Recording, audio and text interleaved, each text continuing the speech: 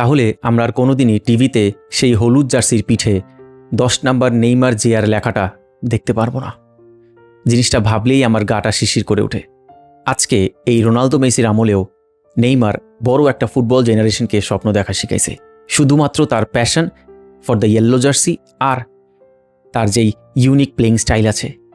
আসলে নেইমারকে দেখে আমি একটা জিনিস ক্লিয়ারলি বুঝছি যে ফুটবল শুধু জেতার জন্য না, ফুটবল উপভোগ করার জন্য। কারণ এই মানুষটার কাছে কোনো প্রেস্টিজিয়াস ইন্ডিভিজুয়াল অ্যাওয়ার্ড নাই, তার কাছে ওয়ার্ল্ড কাপ নাই, তার কাছে ব্যালন ডিওর নাই, তার কাছে ইউএফএ প্লেয়ার অফ দ্য সিজনের কোনো অ্যাওয়ার্ড নাই, ইভেন তার কাছে লা লিগা প্লেয়ার অফ দ্য সিজনেরও কোনো অ্যাওয়ার্ড নাই। কিন্তু এই সব তার লিগেসি সেট করার মাঝখানে কোনো বাধা ক্রিয়েট করতে পারে নাই আসলেই। তার সেই ইনসেন ড্রিবলসগুলা, নোলুক পাসেসগুলা, থ্রু বলসগুলা, তারপর ইলাস্টিকোসগুলা, আর তার স্পেশাল রেইনবো ফ্লিক, এগুলো আসলে কোনো ফুটবল স্কিল না, এগুলো একটা আর্ট নেইমারের জন্য।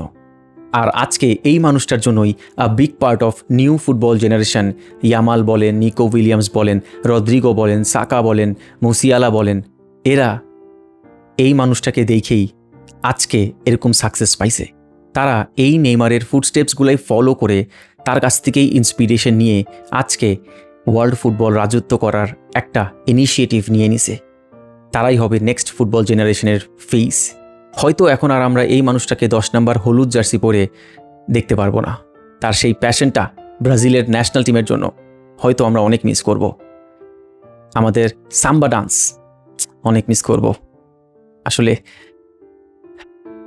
আওয়ার লাস্ট যোগাবনিত, ইমর্টাল ফর এভার।